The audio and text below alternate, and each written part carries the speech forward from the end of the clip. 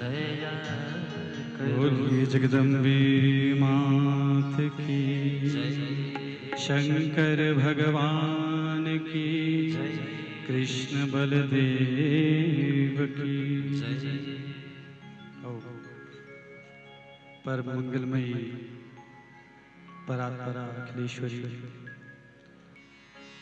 माँ साक्षात हमारे बीच विराजमान, उन्हीं का साक्षात शब्द विग्रह स्वरूप श्रीमद् देवी भागवत महापुराण, श्री शिव पुराण, इन्हीं के अधीन मुख्य 4 कथाओं के प्रवक्ता उपस्थित समस्त ब्राह्मण वृंद जो 18 पुराणों का संस्कृत में पारायण कर रहे हैं, उन्हीं के साथ अन्य समस्त ब्राह्मण देवता जो यज्ञीय परिपाटी को पूर्ण कर रहे हैं। इन ब्राह्मण देवताओं के द्वारा अपने अपने लोक से बुलाए गए समस्त देवी देवता, 64 योगिनी, 16 मातृकाएं, 12 आदित्य, 11 रुद्र, 10 दिक्पाल, नवग्रह, 8 चिरंजीवी, सप्तऋषि, षडानन, पंचलोकपाल, चतुर्वेद, त्रिदेव, अश्विनी कुमार, नारद जी, हनुमतलाल जी, वे सभी कथा पंडाल में अपना स्थान सुनिश्चित करें।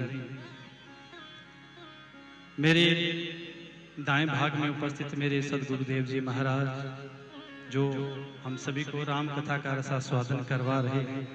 शिव पुराण प्रवक्ता मेरे बड़े भाई डॉक्टर महेश दास जी, और साथ ही मेरे छोटे अनुज तुषार शर्मा जी, यहाँ पर उपस्थित समस्त माताएं, बहनें, पिता तुल्य समस्त जन, नीर क्षीर विवेकी श्रोता बंधु और मेरी प्यारी संगीत मंडली।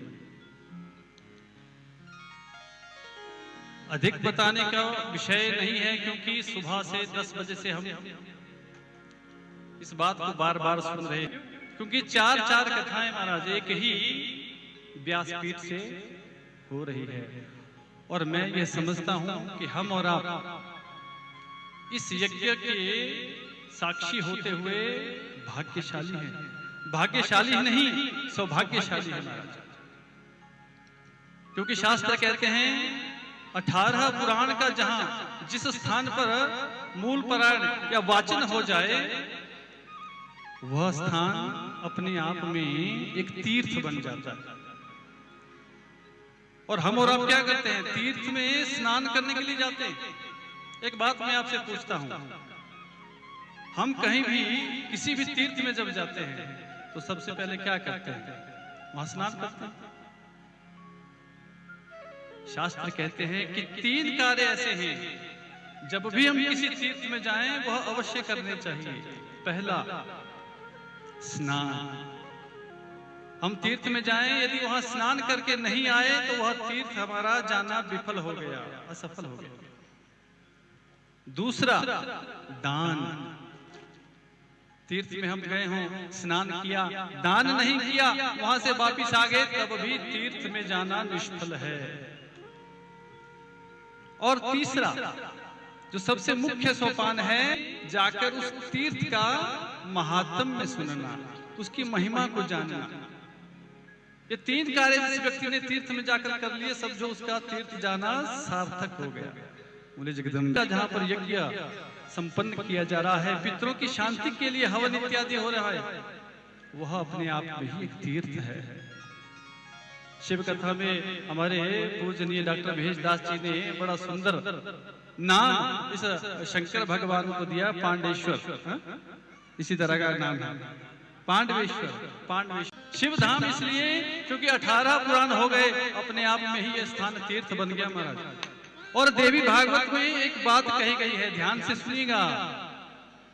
क्या कहा? अन्यक्षेत्रे कृतं पापं पुण्यक्षेत्रे विनश्यति पुण्य क्षेत्रे कृतम पापम वज्रदेवो भविष्यति।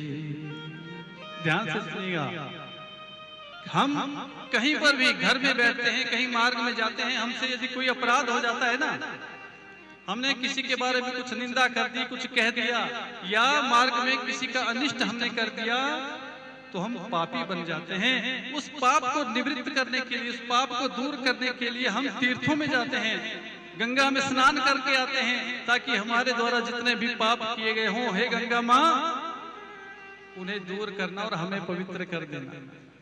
परंतु पुण्य क्षेत्रे कृतम पापम, पुण्य क्षेत्र मने मंदिर, कोई तीर्थ, कोई नदी का सरोवर जो पवित्र है, वहां जाकर यदि हमसे कोई अपराध हो जाए तो उस अपराध को क्षमा करना मुश्किल हो जाता है हमारा। देवी भागवत का उद्देश्य भी यही है। हमें प्राप्त आदेश ये मिला है कि देवी भागवत हम 9 दिन तक आपके सामने यहाँ कहेंगे। आज पहले ही दिन मैं ये स्पष्ट कर देना चाहता हूँ कि देवी भागवत साधना का विषय है, साधना का विषय। और ये बात पक्की है, 9 दिन तक आप यहाँ से कथा श्रवण देवी मैया की सुनेंगे, 10वें दिन आप शक्ति के भक्त बन जाएंगे, ये गारंटी मेरी है।